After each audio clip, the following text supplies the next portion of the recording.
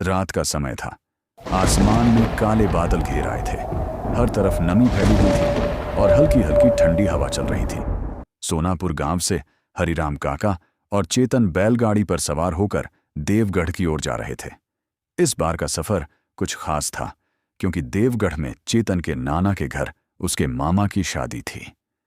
गांव भर में शादी की तैयारियों का शोर गूंज रहा था और चेतन तो सुबह से ही शादी की बातें करता जा रहा था।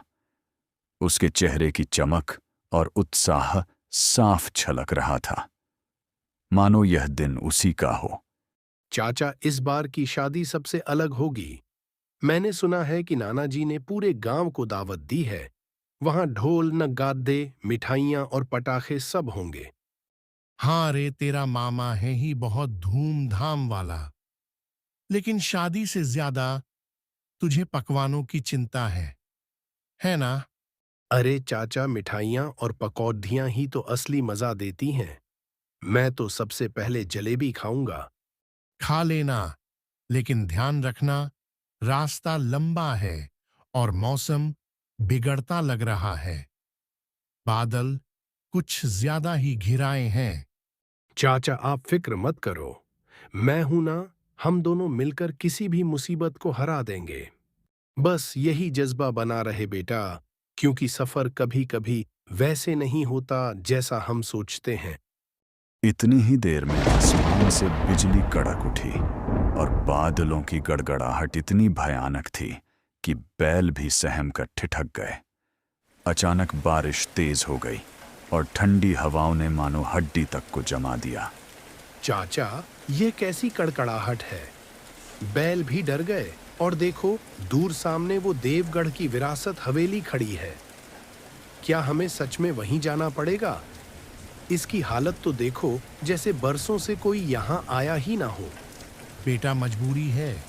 बारिश थमने का नाम नहीं ले रही और हवाओं ने तो हड्डियां जमा दी हैं। अगर यहीं खड़े रहे तो और मुश्किल हो जाएगी। मजबूरी में दोनों ने बैलगाड़ी रोक दी और पास ही खड़ी पुरानी हवेली की ओर बढ़ चले। रास्ते भर सन्नाटा ऐसा था कि सिर्फ बूंदों की टप-टप और बैलों की सांसों की आवाज सुनाई दे रही थी, जिससे एक अजीब सी बेचैनी दोनों के दिलों में घर करने लगी थी। जैसे ही हवेली के पास पहुंचे, उसका डरावना रूप सामने आ गया। टूटी फूटी खिड़कियां, उखड़ी हुई दीवारें, घाई से भरा आंगन और नमी की सीलन, मानो वर्षों से किसी इंसान ने इसमें कदम तक ना रखा हो। लेकिन बारिश इतनी मूसलाधार थी कि हवेली के अंदर जाने के अलावा उनके पास कोई और रास्ता नहीं था। लेकिन चाचा, यह हवेली मुझे कुछ ठीक नहीं लग रही। बड़ा अजीब सन्नाटा है चारों तरफ। डर कैसा? अंदर चलकर थोड़ी देर आसरा ले लेते हैं। सन्नाटा ही तो है और कुछ नहीं। याद रख, डर हमेशा मन के भीतर होता है। चल, बैलों को बांधकर अंदर चलते हैं, वरना यह तूफान हमें यहीं डुबो देगा। हरिराम काका और चेतन जैसे ही हवेली में दाखिल हुए, ठंडी हवा का झोंका उनके पास से गुजर गया। दीवारों पर मकड़ी के जाले लटक रहे थे और खिड़कियों से पानी की बूंदें टपक रही थीं। चारों ओर ऐसा सन्नाटा था कि उनकी अपनी सांसों की आवाज तक साफ सुनाई दे रही थी। हर कोने से सीलन और नमी की बदबू उठ रही थी, मानो हवेली ने अपने भीतर का रहस्य सालों से दबा कर रखा हो।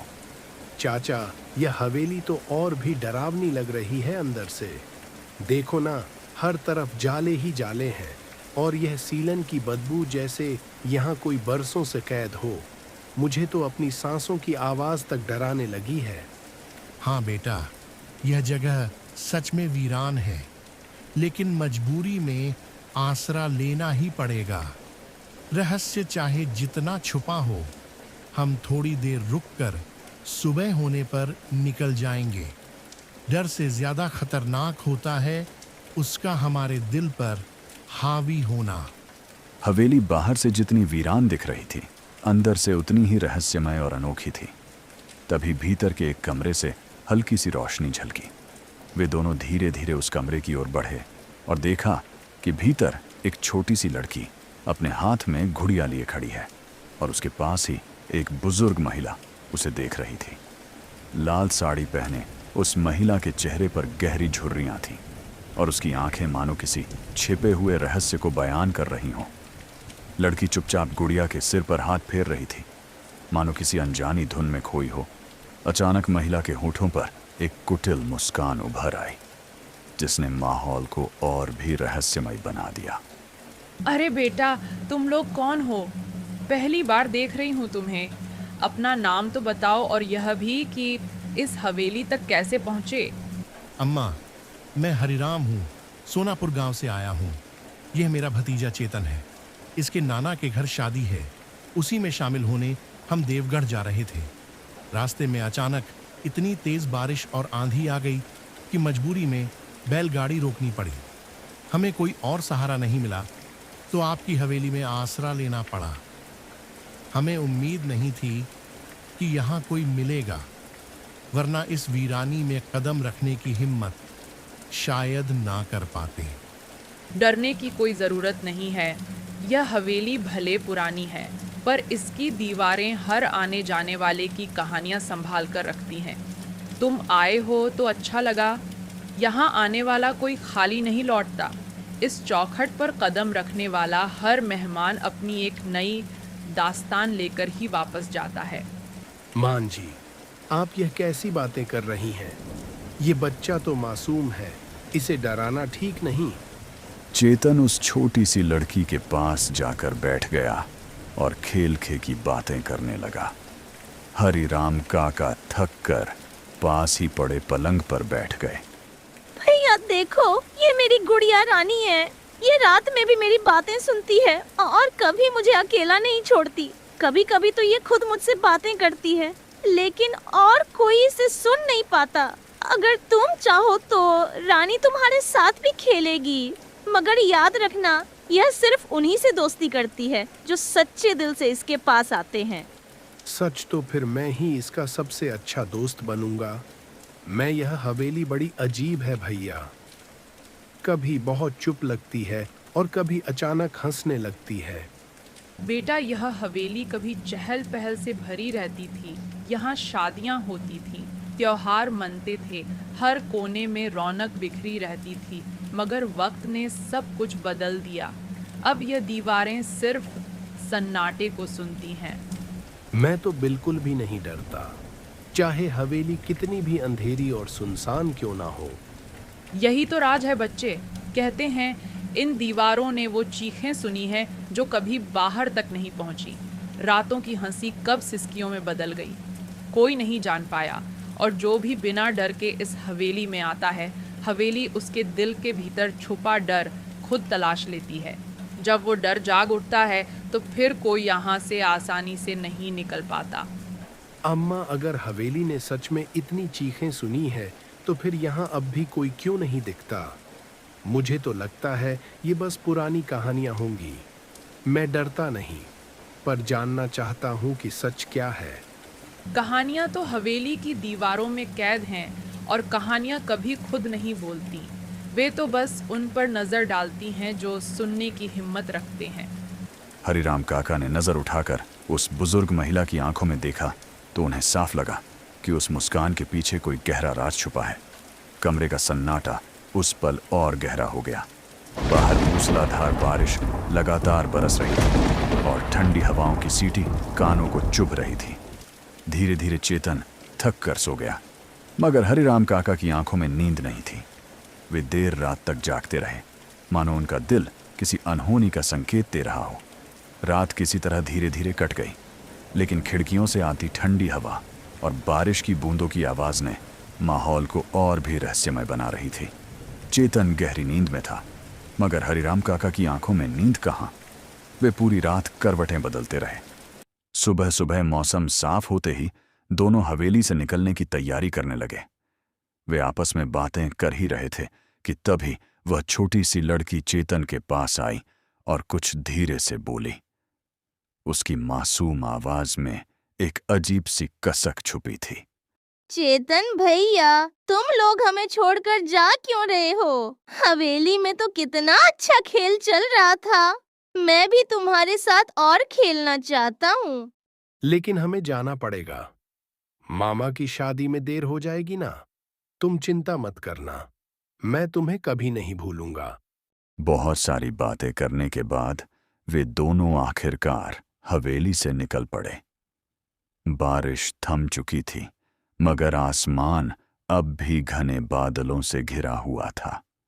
चाचा, वो छोटी सी लड़की कितनी प्यारी बातें कर रही थी। उसकी मासूम हंसी जैसे हवेली की वीरानी मिटा रही थी। मुझे तो लगता है अगर वो हमारे गांव में होती तो मैं उसके साथ घंटों खेलता। उसकी गुड़िया के बारे में जो बातें कर रही थीं, अब भी याद करके अच्छा लग रहा है। बेटा, तू तो सच में बड़ा निडर है। लेकिन मैं सोच रहा हूं, उस हवेली में जो कुछ देखा सुना, वो इतना आसान नहीं था भूलना। वहां की खामोशी, वो औरत की मुस्कान, कुछ तो राज है जो आंखों से छुपा रह गया। बातें करते करते आखिरकार दोनों देवगढ़ पहुंच गए। रास्ते में वे एक चाय की टपरी पर रुक गए, जहां गर्म चाय की भाप और पकौड़ियों की खुशबू से माहौल अचानक हल्का और सुकून भरा लगने लगा। पास ही बैठे कुछ गांव वाले धीमी आवाज में आपस में हवेली का जिक्र कर रहे थे, जिससे हरिराम काका के मन की बेचैनी और बढ़ गई। अरे बाबूजी, आप लोग कहाँ से आ रहे हो? चेहरे थके थके लग रहे हैं, जैसे रात भर नींद ही नहीं मिली। हाँ भाई, मजबूरी थी। देवगढ़ जाते वक्त बारिश ने रास्ता रोक दिया, तो उसी हवेली में ठहरना पड़ा। क्या? कहीं उस पुरानी हवेली में तो रात नहीं बिताई? लोग तो वहां पैर रखने से भी डरते हैं। कहते हैं वहां एक बच्ची और उसकी बूढ़ी दादी की आत्माएं भटकती हैं। जिसने भी उस हवेली में रात गुजारी है, उसके साथ कभी ना कभी कोई अनहोनी जरूर हुई है। अंदर अजीब सन्नाटा था। हर कोने में कुछ अनकहा छिपा सा महसूस हो रहा था। और अब तुम्हारी बातें सुनकर तो दिल और भी बैठ गया।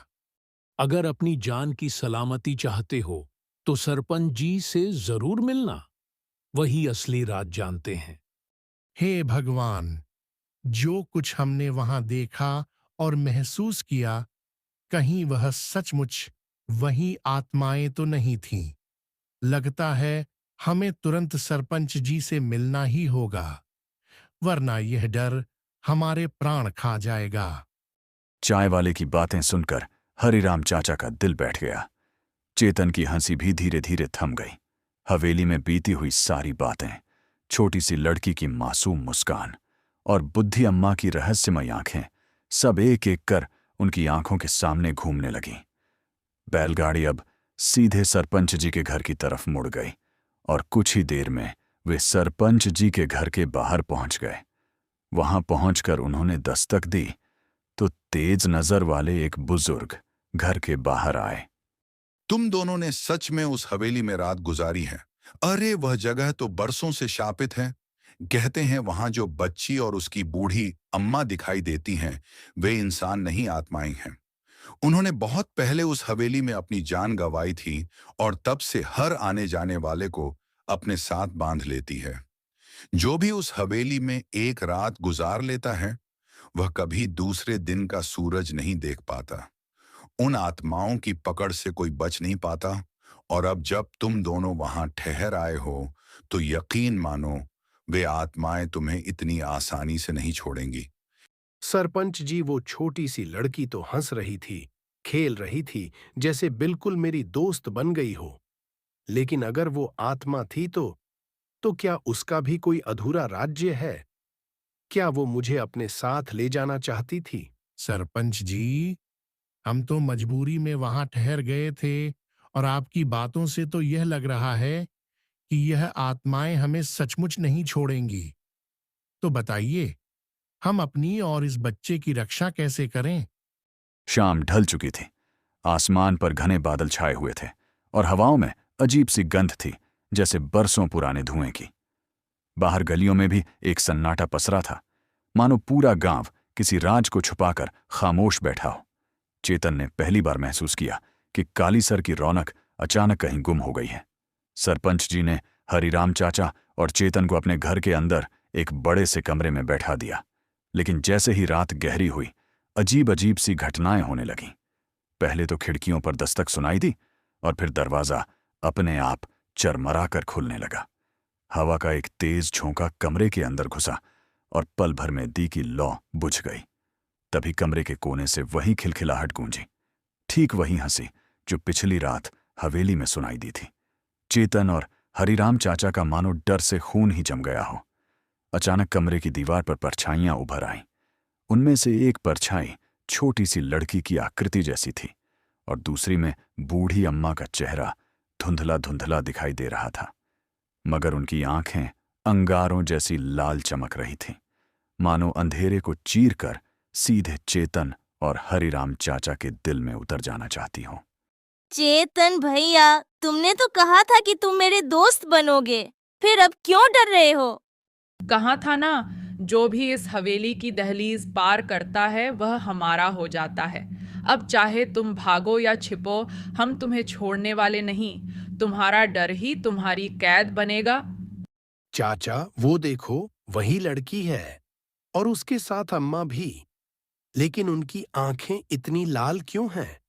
मुझे तो ऐसा लग रहा है जैसे वो हमें अपने पास बुला रही हैं।